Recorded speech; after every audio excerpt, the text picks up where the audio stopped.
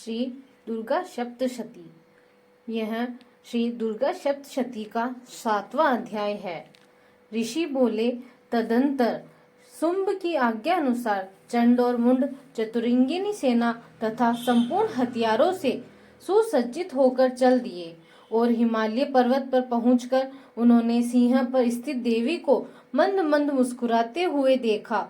तब वे असुर धनुष और तलवार लेकर देवी की तरफ उसे पकड़ने को बढ़े। तब उन शत्रुओं को इस प्रकार देख अंबिका ने क्रोध किया तो भगवती का मुंह श्याम रंग का हो गया। उनकी टेढ़ी भौहें तथा माथे की सिकुड़न से तत्क्षण ही उसमें से तलवार और पास लिए और चीते के चर्म की साड़ी तथा नर मुंडों की माला पहने हुए, विचित्र खड्ग धारण किए हुए, भयानक सूखा शरीर, हड्डियों का ढांचा व अति लंबे शरीर वाली, जीभ को मुख से बाहर लपलपाते हुए, भयंकर लाल लाल आंखें जो भीतर को घुसी हुई थी, ऐसी भयंकर विकराल मुखी काली प्रकट हुई। उनके भयंकर शब्द से सभी दिशाएं गूंज उठी। वह देवी असुरों की सेना पर टूट पड़ी और असुरों का भक्षण करने लगी। पार्श्व रक्षक अंकुशधारी महावत योद्धा और घंटा सहित हाथियों को हाथ से पकड़कर मुंह में डाल लेती थी। इसी प्रकार घोड़े, रथ तथा युद्ध करने वाली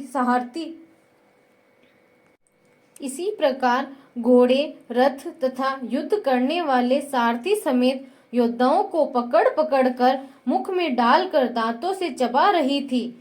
किसी के केसों को पकड़ के, किसी के गर्दन दबाकर, किसी को पांव से कुचलकर, किसी को छाती से धक्का देकर मार दिया था।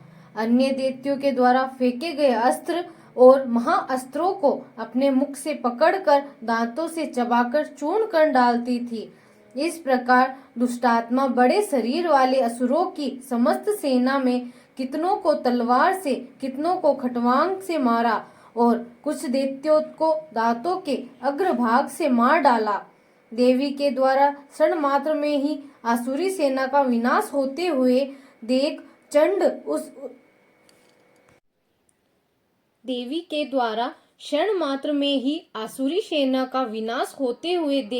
चंड उस अति भयंकर नेत्र वाली काली के सम्मुख बड़ी शीघ्रता से आया और उसने महाभयंकर बाणों की वर्षा करके तथा मुंड ने हजारों चक्र फेंककर भयंकर नेत्र वाली देवी को ढक दिया।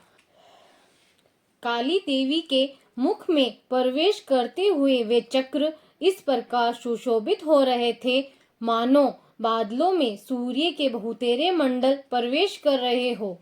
तदंतर अत्यधिक क्रोधपूर्ण हो भयंकर गर्जना करते हुए काली देवी ने विकट अट्टहास किया। उस समय मुख में दांतों की प्रभा से अति उज्जवल दिखाई पड़ती थी। फिर देवी उठकर हाँ शब्द का उच्चारण करती हुई तलवार लेकर महादैत्य चंड के पीछे दौड़ी और उसका केस पकड़कर खड्ग से सिर काट दिया। चंड को मरा देख मुंड भी देवी की तरफ दौड़ा और क्रोध युक्त हो देवी ने उसे भी तलवार से मारकर धरती पर गिरा दिया। चंड और मुंड को मरा हुआ देखकर शेष बची हुई सेना वहां से भाग निकली। तत्पश्चात चंड और मुंड के सिर को लेकर काली देवी चंडिका देवी के समीप गई और विकट अट्टहास करके बोली, महापशु असुर, चंड और मुंड को संग्राम में मैंने मार दिया। अब आप इस युद्ध यज्ञ में शुंभ और निशुंभ को मारना। ऋषि बोले, चंड और मुंड दोनों के सिरों को लाते हुए देख काली देवी से कल्याणकारिणी देवी मधुर शब्दों में बोली, हे देवी, तुम चंड और मुंड दोनों महाअसुरों को मारकर मेरे समीप ले आई हो।